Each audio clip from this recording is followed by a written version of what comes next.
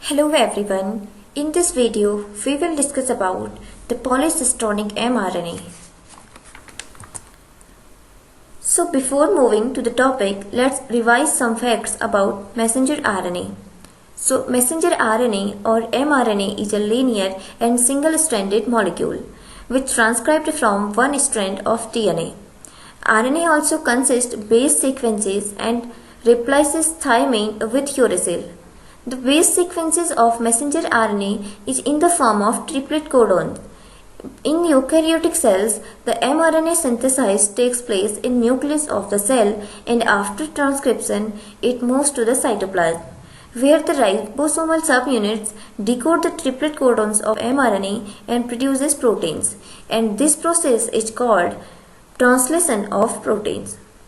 The process of synthesizing polypeptide chain from RNA molecule is called translation, and this process completes in the cytoplasm.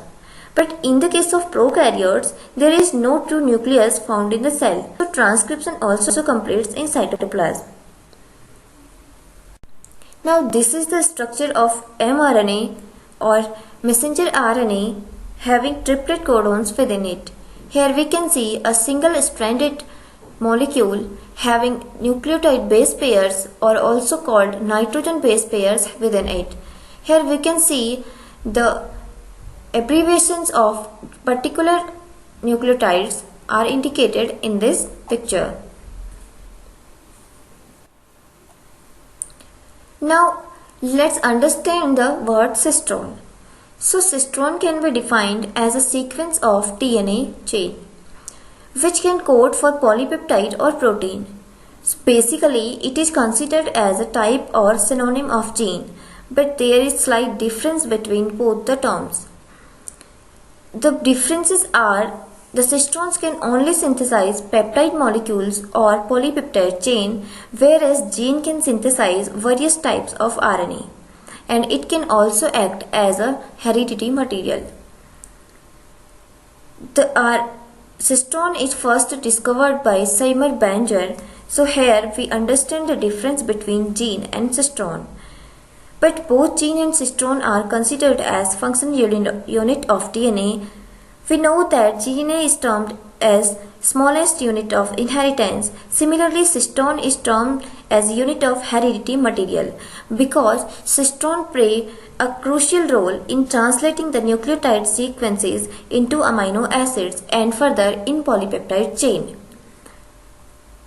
So that's why both gene and cistron are considered as functional unit of DNA.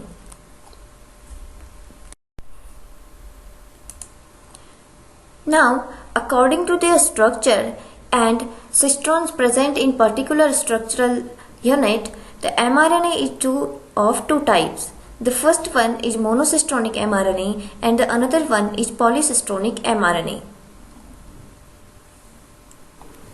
Now, in this video tutorial, we are going to discuss the polycistronic mRNA in detail. So here, the polycistronic word is made up of two words, poly and cistronic. So the poly word means many and the cistronic word means cistron.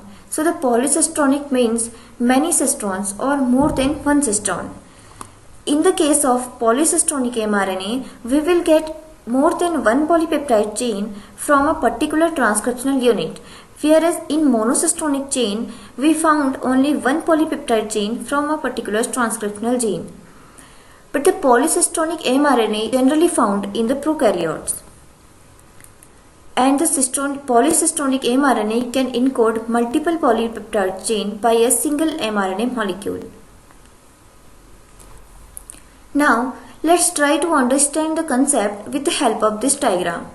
So this is the diagram of a transcriptional unit which have indicating three translation sites which are indicated as 1, 2 and 3. So there are three initiator and three terminator codons within one particular transcriptional unit, and when the process of translation begins, with the help of this particular transcriptional gene, we will found three different type of polypeptide molecules. But in the case of mRNA, we have found that there is only one transcriptional gene in the particular transcriptional unit, and we found only one polypeptide chain after the process of translation.